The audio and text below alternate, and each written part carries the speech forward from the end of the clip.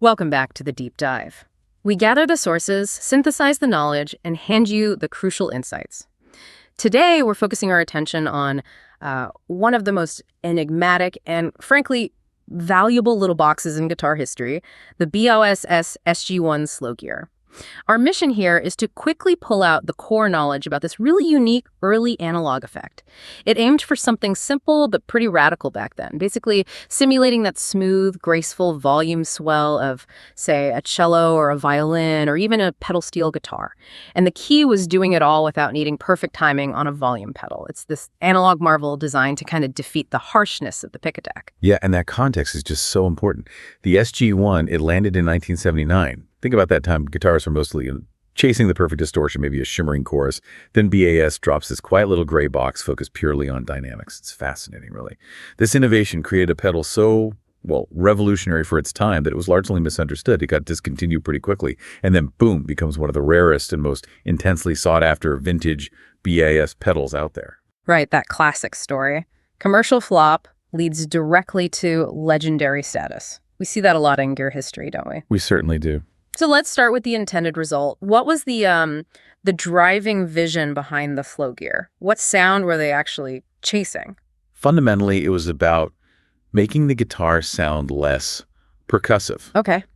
The goal was to transform the electric guitar into something more like a bowed breathing instrument. Oh. So you'd hit the string hard, right. But instead of that immediate thwack of the pick, the note just gently blossoms into existence. It completely removes that initial sharp sound. Interesting. Like taking the attack right off. Exactly. It's like the ultimate shortcut for expression, in a way. Yeah. That effect, the controlled automatic volume fade in, I mean, that used to require serious coordination. You'd hit a note and instantly be working a volume pedal with your foot, trying to get that perfectly smooth curve, you know? Yeah, and easy. The Slow Gear makes it automatic. It just listens to your initial input signal. You just play, and the volume swells based on the preset. Okay, and it's crucial then to understand the kind of tone it works best with. The sources always seem to mention it prefers cleaner sounds, maybe a little overdrive. That's absolutely right. If you feed it this like wall of high gain distortion, the magic just kind of vanishes. Why is that? Well, you need the full dynamic range of your guitar signal available for the pedal to actually manipulate the volume effectively. If your tone is already super compressed and saturated from a high-gain amp or pedal, the SG-1 can't really sense the full extent of that initial pick attack, that transient, so it won't trigger the envelope cleanly. It needs those dynamics to, breathe. Gotcha. Okay, let's unpack this then. We're talking 1979, analog technology doing this pretty complex dynamic trick. How did they actually build a circuit that automatically pulls off a graceful fade-in? Let's dig into that analog engine. Yeah, this is where the SG-1 really shows its unique design. Architecturally, it relies on a classic analog envelope-controlled, voltage-controlled amplifier circuit, a VCA. VCA. Right. Now, to simplify the jargon a bit, a VCA is basically an electronic volume knob. It allows an external voltage, and in this case, that voltage is generated by how hard you pick to precisely control the audio level, the volume. Okay, makes sense. But the truly fascinating part here is how they use the envelope follower. See, most envelope effects, like an auto wah or something, the envelope from your playing controls a filter, right? Makes it go wah. The SG-1 is essentially an inverse envelope follower, and it's modulating amplitude, not tone. Wait, inverse. Can you break that down a bit more? What does that mean in plain language? Okay, think of it like this. When you hit a note, the SG-1 hears that immediate sharp spike in volume, the transient attack. Now, a normal compressor might try to immediately clamp down on that spike, flatten it.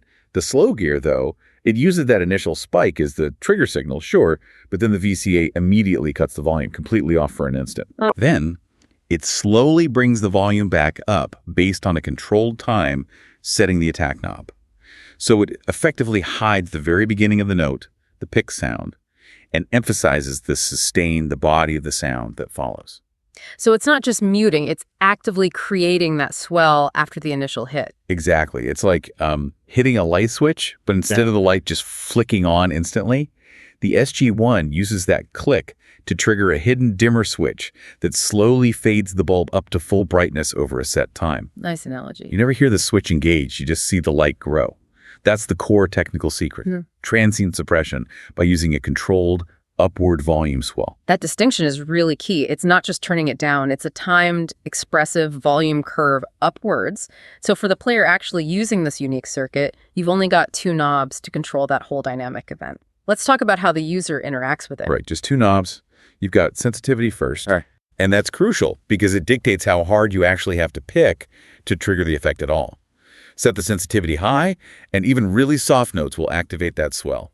Set it low, you need a pretty strong, deliberate pick attack. It's basically your threshold control. Right, how much signal it needs to wake up. Exactly. Yeah. And then you have the attack knob. That's the time control. It governs the actual speed of that upward volume curve we talked about. How fast the fade-in happens. Precisely. I want a quick, almost synth-like pulse. Set the attack low for a fast swell, trying to emulate like a massive, drawn-out violin bow stroke. You crank the attack higher for a really luxurious, lingering fade-in. The relationship between how consistently you pick and where those 2 knobs are set, that's what defines the entire sound you get out of it. Okay. And just for a quick technical rundown for the gearheads listening, standard vintage BOSS stuff. Yep, pretty much. Yeah. Classic vintage BOSS, 9-volt battery or the old ACA adapter, buffered electronic switching, mono input and output. Yeah. Standard stuff for the era. But the most important spec, really, as you mentioned earlier, is that super short production window. Just 1979 to 1982. 3 years. Wow. Yeah, the market just wasn't quite ready for that level of nuance back then, it seems. Okay, so here's where it gets really interesting for me. The practical uses. Now that we understand how it works, let's look at the creative side. What did players who actually got it do with the slow gear once they plugged it in? Well, it really was a sound designer's dream, especially for guitarists wanting to step outside the box. The fact that the SG-1 just completely eliminates that initial pick attack makes the tone incredibly malleable, you know? Yeah. The sonic applications of the sources list are really evocative. You're immediately in that territory of emulating sounds like string sections, synths, maybe violin tones on guitar, instruments where the attack is inherent to how they produce sound, not just how the player strikes them. Right, removes the guitarness in a way. Exactly. And it excels at generating these huge ambient pads or atmospheric volume effects. If you pair that organic, slow fade-in with, say, a long delay and a really cavernous reverb, the sound just becomes cinematic. It creates these textures that feel like they're just floating in midair because there's no grounding attack point, no percussive start. That sounds amazing. But this raises an important point.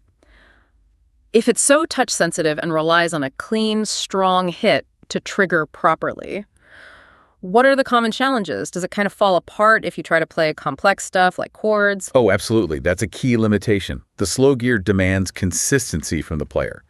Because it's relying so heavily on sensing that initial dynamic peak, it works best with quite deliberate single-line phrases. Okay. If you try strumming a complex chord, all those multiple simultaneous attacks can sort of confuse the envelope follower circuit. You might end up with a really messy, uneven swell, or sometimes just no swell at all. It doesn't know which note to listen to first. Okay, so it's definitely a specialist tool then, not like a general purpose compressor or something. Exactly. Very much a specific effect for a specific purpose. And I've heard that one of the classic frustrations with the SG-1, pretty typical for vintage gear maybe, is the lack of any visual feedback. No LED. That's right. A classic vintage gear frustration for sure. The SG-1 had no LED, no visual gate indicator, nothing. You had to rely purely on your ears and your playing consistency to know if you were picking hard enough or cleanly enough to trigger the envelope correctly. Wow. Imagine trying to use that reliably on a dark stage. You'd be flying blind, relying totally on muscle memory and just hoping you hit that sensitivity threshold just right every time. Yeah, that sounds tricky. It sounds like a difficult, demanding master, maybe. A little bit, yeah. But one that rewards that precision with a sound that really natural, organic fade-in that even modern digital modeling sometimes struggles to replicate perfectly decades later. Precisely.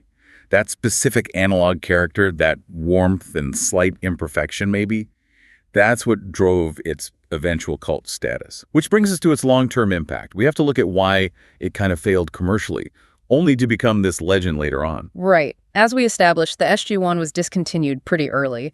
It just wasn't what the general guitar market wanted in the early 80s. People wanted rock sounds, loud sound. Definitely.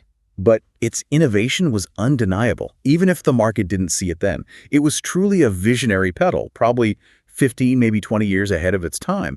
And while it wasn't a hit back then, its unique analog fade-in character ensured it found this really dedicated following among experimental and ambient guitarists, especially later in the late 90s and 2000s when those genres gained traction. And that scarcity plus the unique sound? Exactly. That scarcity and that unique analog warmth are why original vintage units command such incredibly high prices on the used market today.